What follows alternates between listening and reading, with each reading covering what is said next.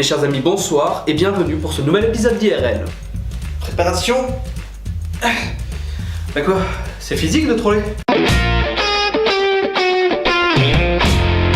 Un certain nombre d'agriculteurs s'étant mis au bio suite à la réforme de la PAC en 2015 se retrouvent avec de gros problèmes financiers. En effet, ces réformes prévoyaient des aides pour les agriculteurs souhaitant passer à l'agriculture biologique. Malheureusement pour eux, en 2015, seule la moitié de l'aide promise a été versée sur leur compte bancaire. Et pire encore, en 2016, ils n'ont pas touché un seul centime de cette subvention. De nombreux agriculteurs se retrouvent donc endettés suite à une gouvernance État-région défaillante. Quand on vous dit qu'on va vous donner de l'argent, des subventions, c'est pas qu'on va vous donner de l'argent ou des subventions, c'est juste...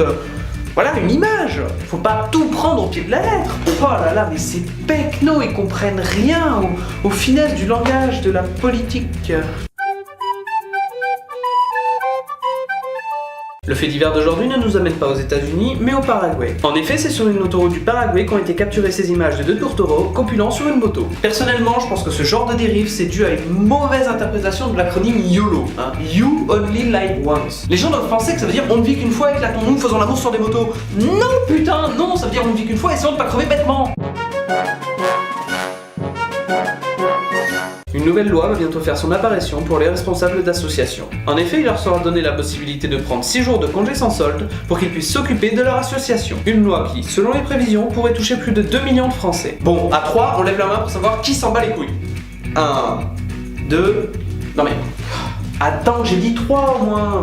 Plus sérieusement, 2 millions de Français concernés? C'est-à-dire qu'il y a un Français sur 34 qui a un poste à responsabilité dans une association? Et qui en plus a un travail? Faut arrêter de prendre des gens pour des cons, ça c'est une loi à la con que vous avez fait histoire de dire on a fait quelque chose, on a fait quelque chose. 7, 6, 5, 4, 3, 2, 1.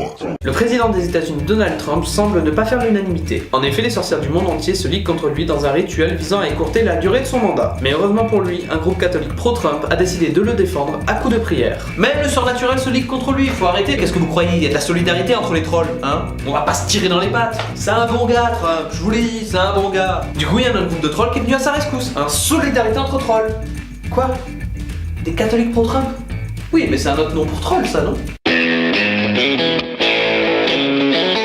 Peut-être ne le saviez-vous pas, mais si l'un des candidats est empêché, les élections présidentielles peuvent être repoussées. Pourquoi une telle information maintenant? Tout simplement parce que le candidat François Fillon pourrait être empêché. Cela fait actuellement débat, est-ce qu'une mise en examen constitue ou non un empêchement? Et en parlant de troll, je vais finir par devenir sympa avec Fillon, parce que le mec il avait quand même dit qu'il se retirerait s'il était mis en examen, et là il est carrément en train de voir s'il peut pas repousser les élections présidentielles.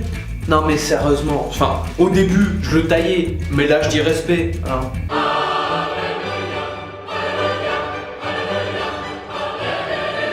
Et en ce 13 mai 1637, le cardinal Richelieu a eu la bonne idée d'arrondir le bout des couteaux de table afin que les gens arrêtent de se curer les dents avec. Oui bon, ça c'est la version officielle, parce qu'officieusement il avait juste peur de finir avec le couteau dans la poitrine. C'était IRL présenté par Léwellyn et son troll de compagnie pour vous servir.